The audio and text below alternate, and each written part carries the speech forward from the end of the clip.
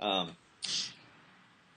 well, hey, I'm here with Paul Caminiti, and Paul, just take a minute and tell us what is your official title there with Biblica? Yeah, I'm the Vice President of Bible Engagement, and I think I might be the only person in the world that has that title. And it's nebulous enough to let me explore and try different things, but if I get outside the realm of the Bible, they usually call me back. That might be the best job title I have ever that I've ever heard. How did you get? Tell us the story behind Biblica, and how did you get involved with them? Yeah, my interest and passion in the Bible goes back to a 17-year-old, and I was in a kind of a bad place in my life, if 17-year-olds can be in a bad place, but started reading the Bible and got hooked, and had a career as a pastor for 15 years, and ultimately ended up as the publisher for Bibles at Zondervan. And it was the world's leading Bible publisher. But along the way, somebody challenged me about the fact that we were the world's leading Bible publisher. We would sell $70 million worth of Bibles every year, but that we really didn't care whether people were reading them or not. Wow. And all the data that we were looking at said that there weren't. And there's some shocking data out there, to the tune of having lost about 20% of Bible readers since the mid 1980s, which, if you extrapolate that out, would be like losing 700 Bible readers every day. Wow. For about the last 30 years, which obviously is not sustainable. And if we were in any other business and we were losing people at that rate, we'd all be alarmed. So anyhow, I was at Zondervan for a dozen years, and now I've moved to Biblica, which is we're the copyright holder of the NIV, global publisher of the NIV along with partners.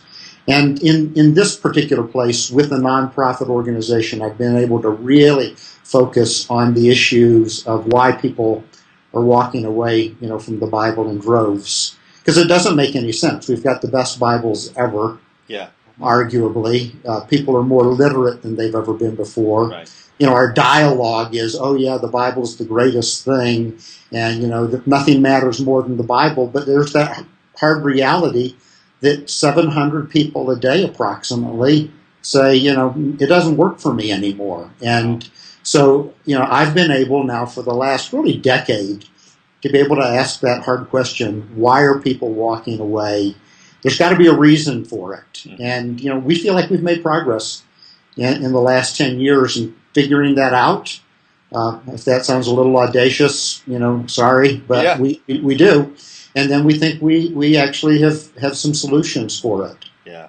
So would you say that you've kind of moved from that position behind the counter where you're selling the Bibles to now you're the guy outside the door of the store when somebody walks out with the Bible, you're saying, hey, let me help you understand and really get into what this is all about?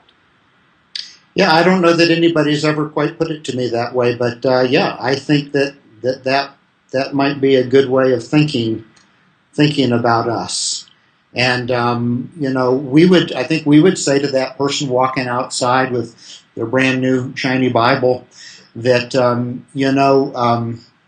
that great, you've bought a Bible, but if you're like most people, you've been trying hard to get engaged in it without a whole lot of success. So let's talk about reading the Bible well, because I think when people start to read the Bible well, that the connections start to go on for them. They move away from feeling, the obligation. I should be reading the Bible. Right.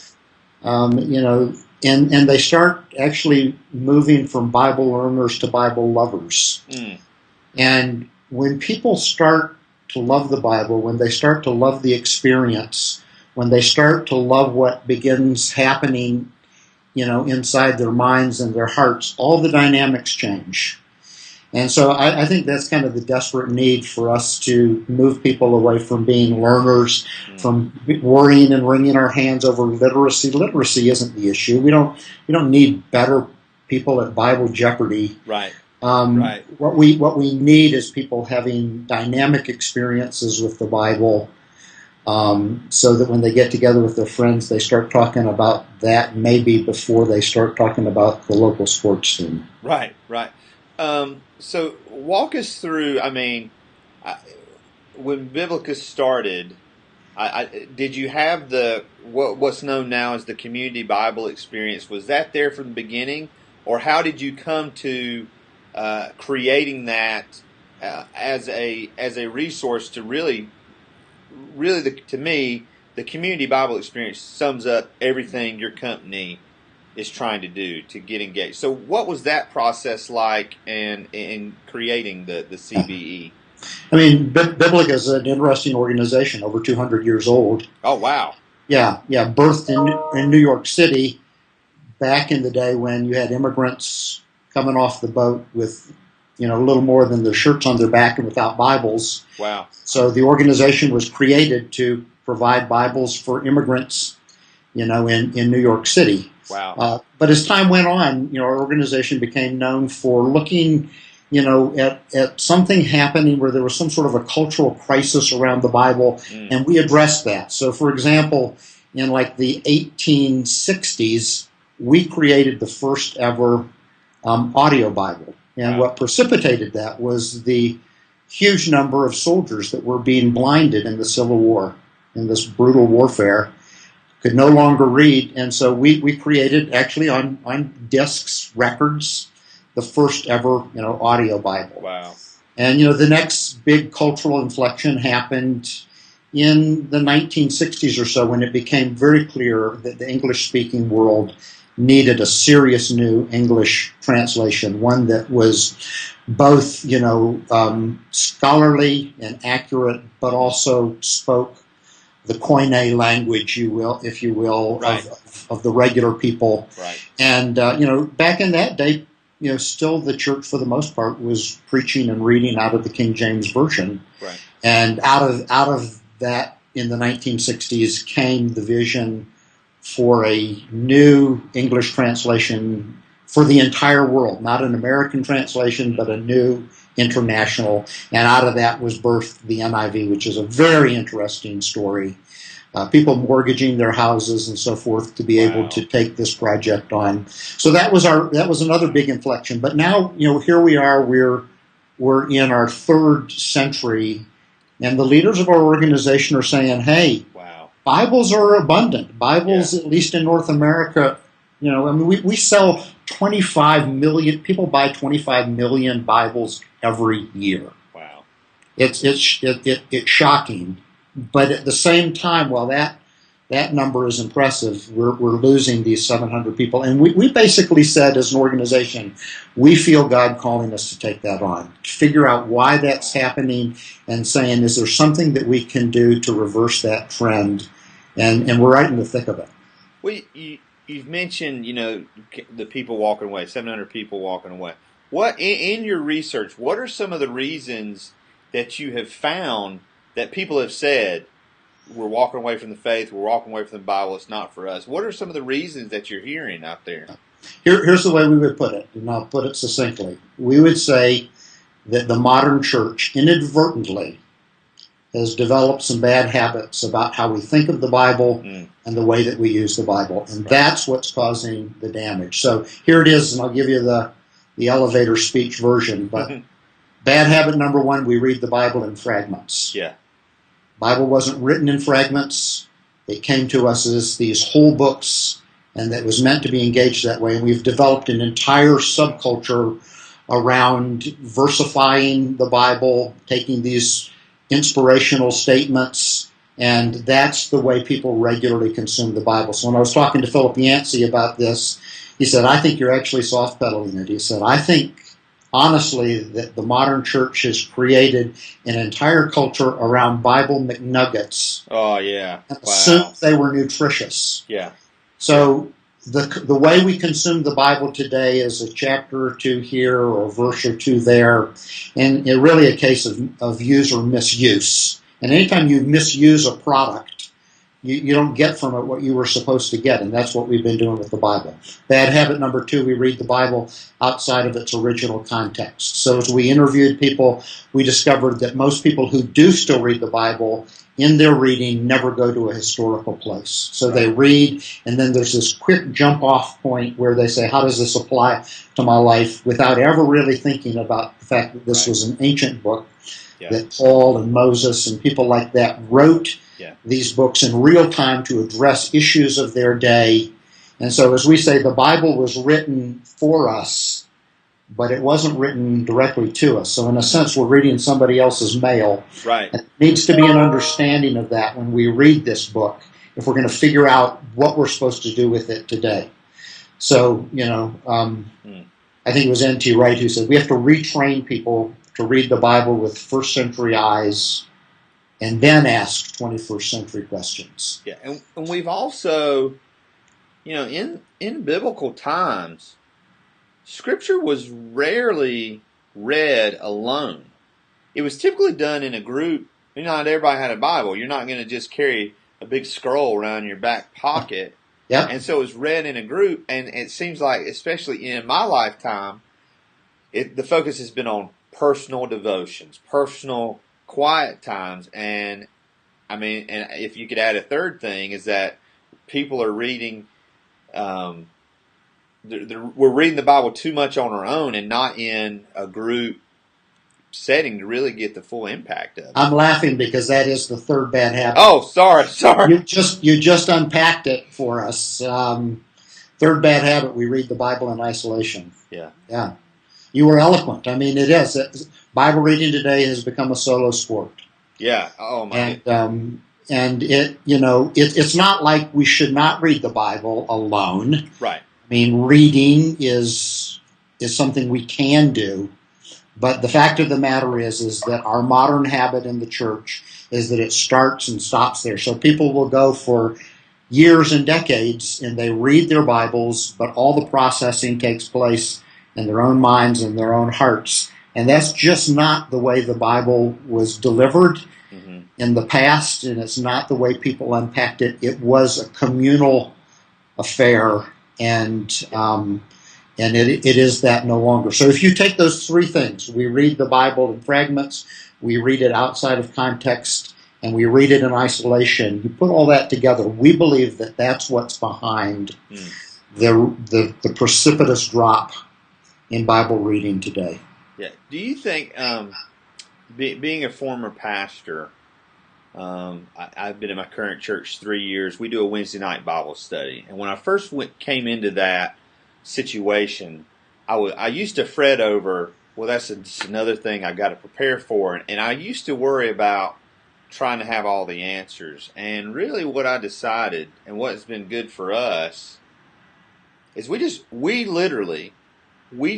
the Bible and ask questions. So right now we're going through the gospel, 4 Gospels chronologically, and we'll read a section and we just ask questions, and it has been so enlightening. Just the first week we didn't get past John 1, and we were talking about the light, and there's no timetable, there's no curriculum. We're just I think sometimes we've turned the Bible into fast food, and it's meant to be a 7-day wedding feast. Yeah. Okay. Yeah. So from your perspective as a former pastor, as pastors who are watching this, what would you say to them as far as how the community Bible experience will help them kind of overcome this thought of, well, I'm the pastor, I got to have all the answers, to maybe it's not about one person finding all the answers, it's about us going through this questioning journey together. Yeah. Well, I do think that that's one of the new challenges for the pastor today. And let me say up front that I believe in preaching. Oh, yeah. And I believe in good preaching. Yeah. But I also believe that what we tried to accomplish in the Reformation 500 years ago, we only got part way. And what we did is we gave permission and access to people to pick up the Bible themselves, but we really never gave them permission wrestle, Right. with the scriptures.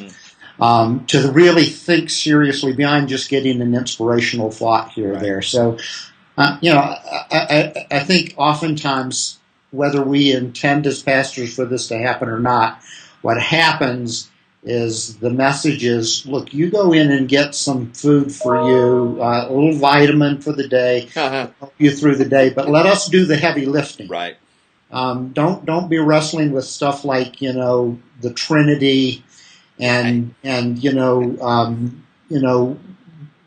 7-day creation. All of that stuff is out of your depth. Right. Let us wrestle with that, and we'll bring you the goods. And the reality is, culturally in this generation, with information being as available as it is, people are asking questions. They're asking the hard questions, and they want to wrestle with the Bible, and we ought to give them not only permission to do so, but we ought to, as pastors, in my estimation, create the venue for them to be able to do that, which is really what Community Bible Experience is. It's us saying we're not going to do another Bible study. It's more of a book club. We are going to get people to read big because we don't want them discussing just little tidbits of information.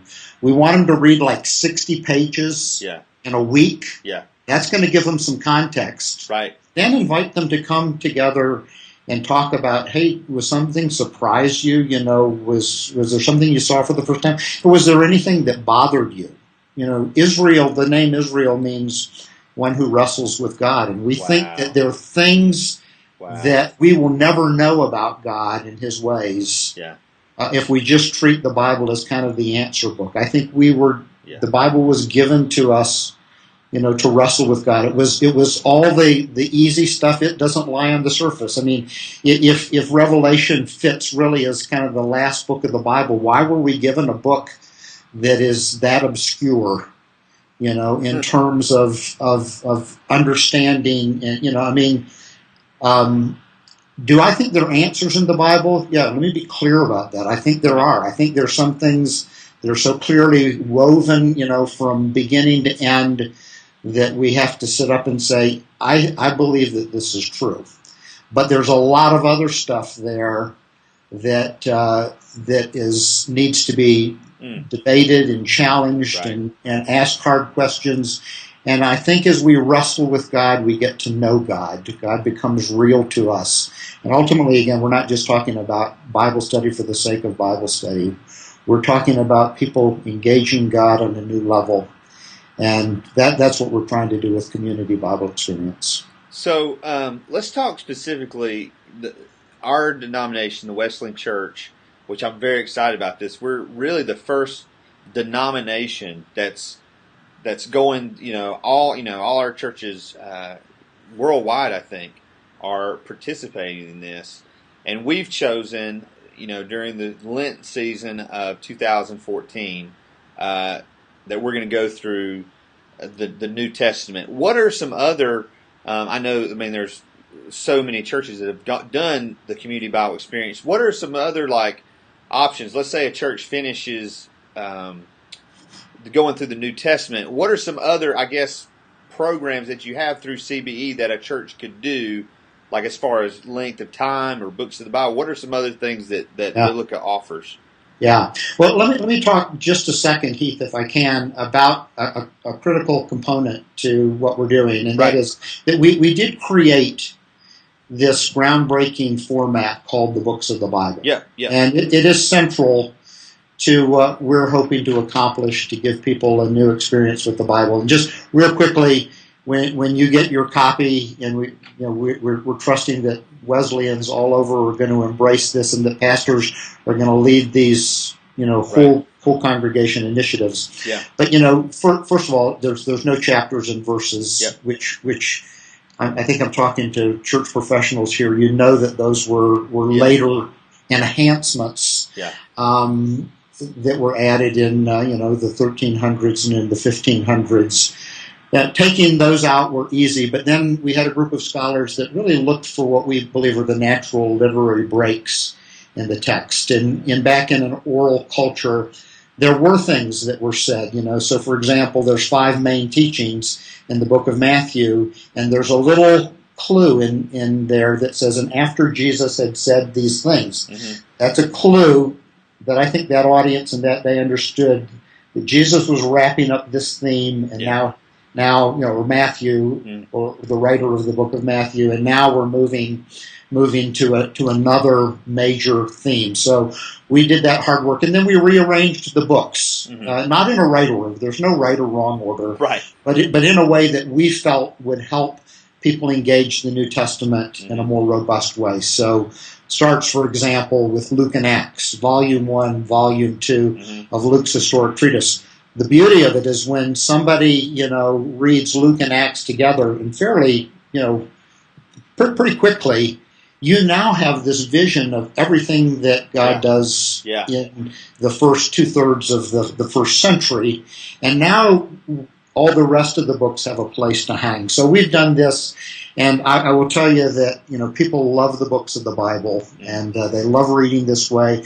They like reading without the artificial speed bumps that are there, and people find themselves reading and not stopping. Yeah. So that's crucial. But we have developed, in addition to the New Testament, we've developed. We'll develop 3 more campaigns for churches to do. There will be the covenant history, will be the second module, if you will, and then the third module will be the prophets, right? And the fourth module will be the writings. So we followed, the order of the Hebrew Bible. Yeah. And we have these 3. We already have churches that are doing 2 campaigns a year. So they do the New Testament in the spring, and then they do covenant history in the fall, and then they go back the next spring and they do the prophets, and then in the fall they do the writings, and then some of them are going back and capping it off by doing the New Testament again. Yeah. But those are 4 campaigns. What else can churches do? I think they can do what you're doing. Yeah. They can have groups where the pastor doesn't stand up primarily as the authority on the word and the final word, but where we get together and we invite people to read big. In our program, we're asking people to read about 12 pages a day. It takes about half an hour. That's asking them, to give up like a sitcom 5 days a week for 8 weeks. And what we're finding is people are ready to be slightly heroic. They're ready to dig into their faith more deeply. So, encourage people to read big, read whole books, and, then get together in these book club models. I think the book club model is perfect for this generation. Right. We watch the Discovery Channel. We watch the History Channels. People are engaged in history. They're hungry for history. So let's invite them to come together and have these organic conversations around the most important history, in the world. One thing I think we're hoping to do through this is through the book clubs. We're actually hoping to use that to launch a more robust small group ministry in our church. Because I feel like in the spring, you're inviting people to, hey, read the Bible and talk about it. There's not a lot of pressure there. To me, it's a great kind of side door for somebody to kind of get plugged in and involved. You said, you used the phrase read big, and I know it has been bugging me all day. I know there's 3 phrases. So can you remind me of those real quick? Because I loved it. I wrote them down, and they've left my mind today. So I know the first one is read big. Yeah, I mean here's the marketing approach to this, and it's memorable. So it's read big, read real, and read together. Oh, I love it. Yeah. I love it. I to me that is just like that to me that sums it up. And I know the video that talks about all that is it's just great, because so many times I think, the Bible says about itself that it's powerful, it's living and active, and so many people look at it as such a dead, boring book, and I really appreciate Biblica that, and it's not all about the marketing, but your marketing is really good, like the things that we have gotten, that I've gotten as a pastor.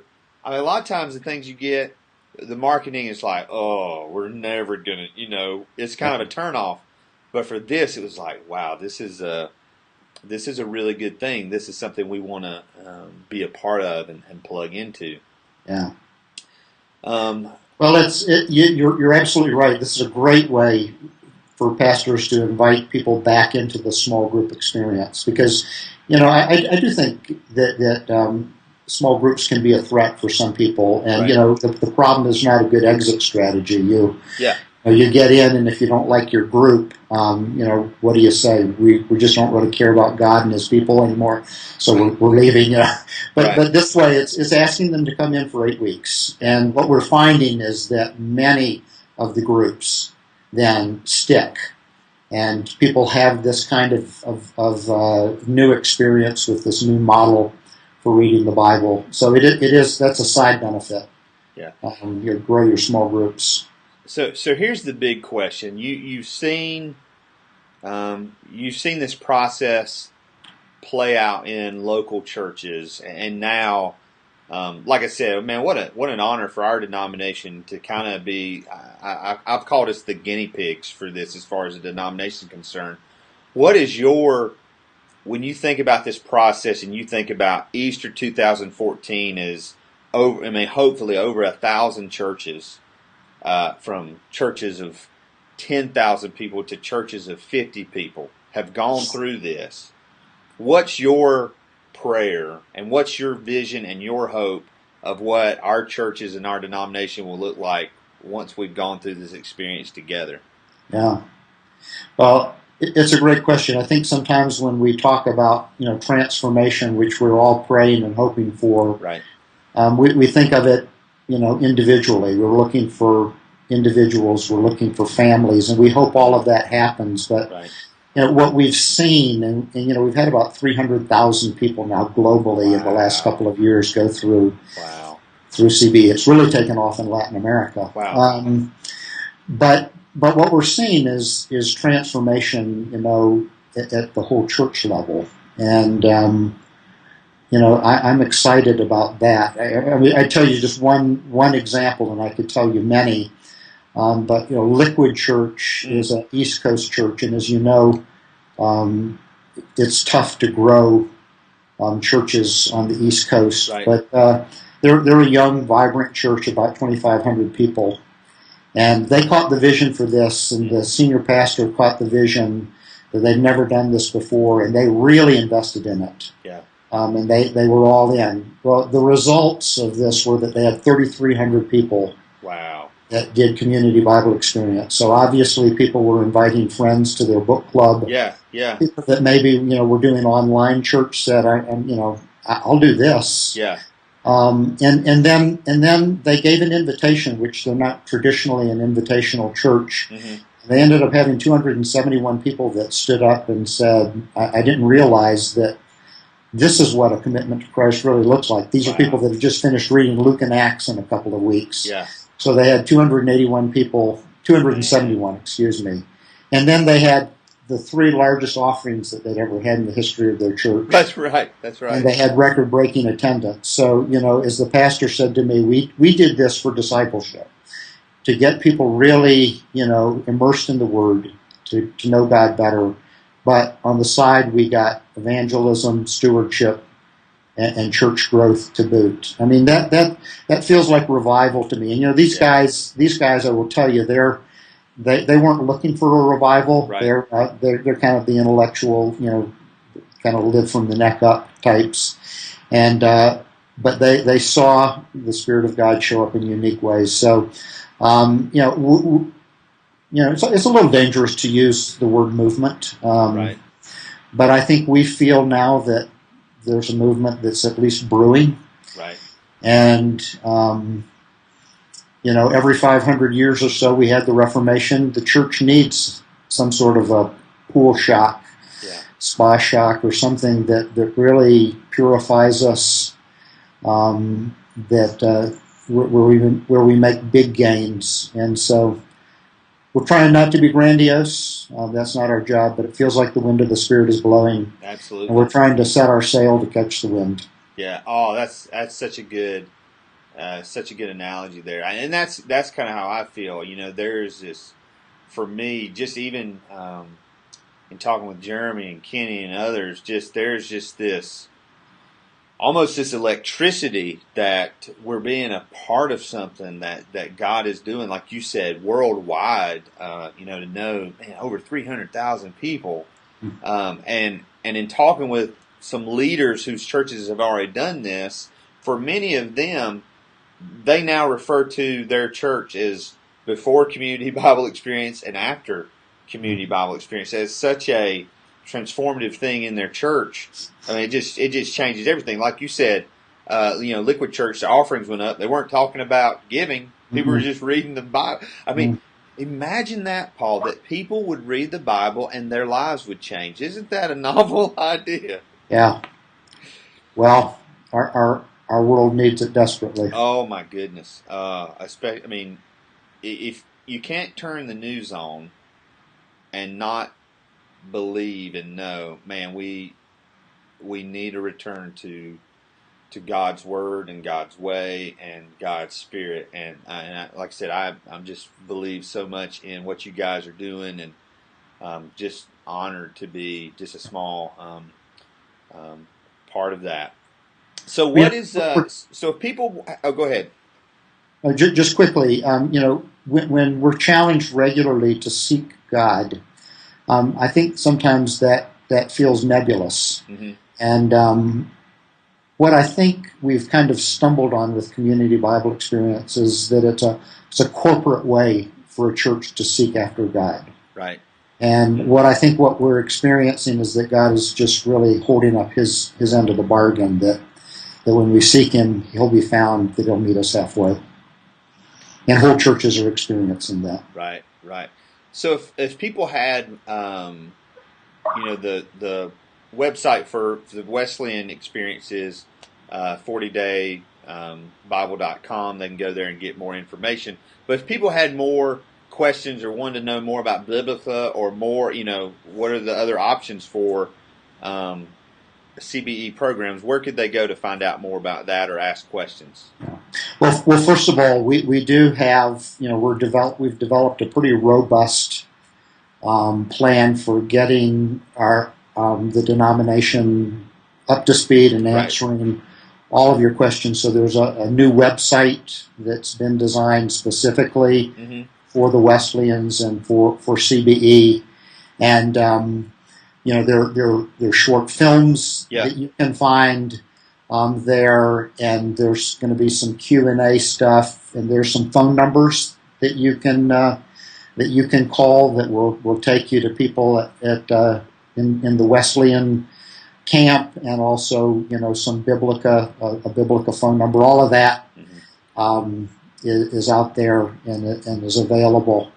Go to if you want to go to YouTube, type in Community Bible Experience. We have a YouTube channel, and you'll be able to see dozens and dozens of stories and testimonials from both pastors and from individuals. But I will tell you, the effort, within our promotional campaign to the Wesleyans is going to be really robust, and you're going to find tons of stuff on the Wesleyan website. It's been a great experience, starting with Dr. Joanne Lyon. Oh yeah, really caught the vision and is personally invested in this, which we are grateful for. But throughout the headquarters and so forth, it's really been what has felt like a real partnership, coming together around something that I think everybody believes is really a big idea.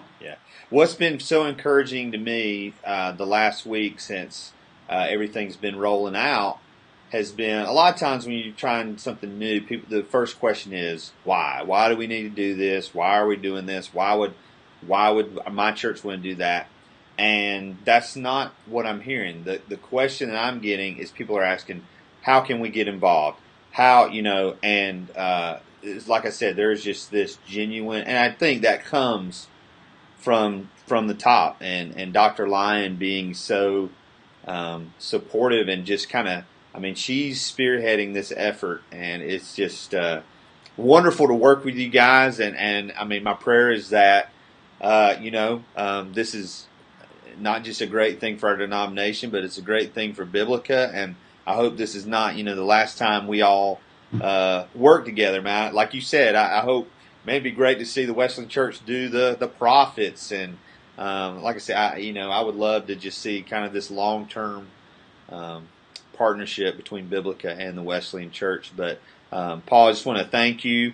Like I said, if you're watching this video, you can go to 40daybible.com. You can go to 40daybible.com/the Wesleyan Church. That's the specific page.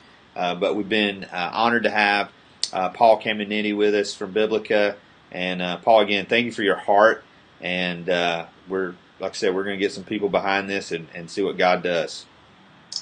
Hey, thank you, Heath. Appreciate it, and look forward to seeing, a couple of thousand Wesleyan churches, and I hope this will spread around the world as well. I know we've got great, Wesleyan churches, in Europe and in South America, and the world is ready for fresh wind and fresh fire. Absolutely. All right. Blessings. Thank you. Hey, thank you very much. Yeah. Bye-bye. All right. Bye.